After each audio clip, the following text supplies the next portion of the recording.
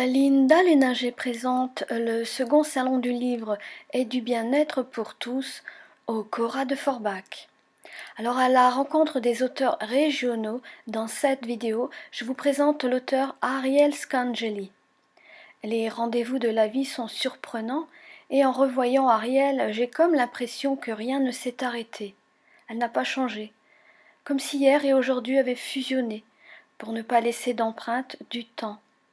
La dernière fois que nous nous sommes vus, c'était hier, et j'ai cette impression que rien n'a bougé. Son regard attendrissant, sa douceur, sa gentillesse, son cœur est toujours dans le besoin de livrer des messages, tout comme d'autres auteurs dont je vous ai brièvement présenté au salon.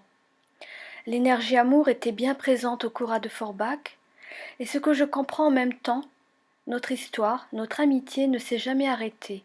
Elle a été en pause, jusqu'à ce salon, avec toujours le même délice de notre rencontre. Pour vous, il fera de même. C'est le message que nous délivre dans son ouvrage Ariel Scangeli. Je regardais ici. Alors bonjour à tous, alors aujourd'hui je suis aux côtés de Ariel Scangeli et j'ai envie de vous la présenter, donc c'est la seconde fois que je l'ai à mes côtés dans un salon. Hein, c'est la deuxième fois, mais ça fait trois salons, on était dans d'autres salons également. Hein. Le premier où on s'est rencontrés c'était au Leclerc à l'époque. Hein. Ouais, c'est vieux on fait la publicité là. Mais là on est au second salon du livre et du bien-être pour tous au Cora de Forbach, deuxième édition. Et j'ai envie que tu me dévoiles un court résumé de pour vous, il fera de même. Tu t'adresses à qui exactement? À tout le monde. C'est-à-dire? Quand je dis pour vous, c'est chacun d'entre nous. Il fera de même, c'est Dieu, c'est le Seigneur. Donc c'est à travers des difficultés de la vie. Et puis j'avais abandonné ma religion pour trouver une relation avec Dieu, une vraie relation, une relation de confiance, une relation d'amour, où il se manifeste là dans les moments à la fois difficiles et les moments joyeux. Et des moments difficiles, j'en ai vécu beaucoup. Ma famille a été décimée et il a fallu tenir, il a fallu traverser ces chemins de ténèbres. Et là, j'ai vraiment été tenue par la main et par des signes vraiment concrets.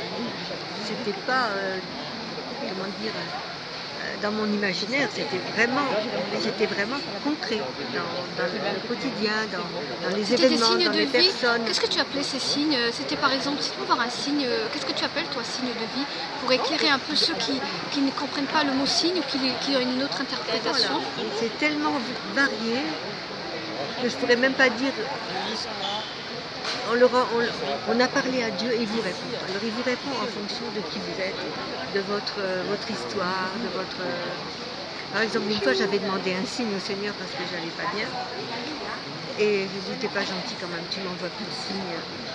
Et ben, il m'en a envoyé des signes, mais c'était des signes avec des longs cols. Sur le chemin où je marchais, il y avait 4 signes. Une famille. Et j'ai ri parce que bon, je suis une littéraire, donc pour moi, signe avec un C, Y et S, I, ça me parlait. Voilà. Alors, par exemple, c'est une chose simple. Hein. Une autre fois, c'était plus grave. Un monsieur qui venait de... Le Seigneur m'a obligée à sortir de chez moi et je ne sais pas pourquoi. Et sur comment dire, devant la supérette qui est en bas de chez moi, il y a un monsieur, un ancien parent d'élève, que je lui demande, ça va? Alors il me dit oui, mais je voyais dans son regard que ça n'allait pas. Et je lui ai dit, vous voulez qu'on parle? Il m'a dit oui. Alors on est allé dans la nature, le long de mon chemin de prière, et il m'a raconté que son fils était suicidé. Alors j'ai prié sur lui. Et l'année d'après, je le revois. Mais vraiment, il était rayonnant. Il avait changé de visage, il avait rencontré Dieu. Il venait me remercier. C'est un beau récit, une belle histoire de vie. Et c'est vrai que la vie elle est formidable parce que beaucoup mettent sur le compte de leur malheur la vie, alors que finalement parfois nous sommes responsables de certains événements de la vie et il faut comprendre qu'il y a une aide, on appelle les aides divines, c'est-à-dire que c'est des imprévus de la vie qui viennent pour nous éclairer, comme tu disais, des lanternes, des chemins, pour nous mettre la lumière que des fois on ne la voit pas parce qu'on est noyé par la douleur, par la peine, par par les contrariétés, et ces petits chemins de vie sont juste fantastiques, c'est formidable. Un beau récit, un bel ouvrage. Donc pour vous, il fera de même Ariel Scangeli, que l'on peut retrouver, donc, si j'ai bien compris, aux éditions Percé. Est-ce que tu es également sur Amazon.fr? Sur Amazon, je suis sur la FNAC. Fnac. Enfin, tous les grandes librairies en ligne. Super. Bah écoute, je te remercie beaucoup, je te dis à très très bientôt. Merci beaucoup. Merci Linda.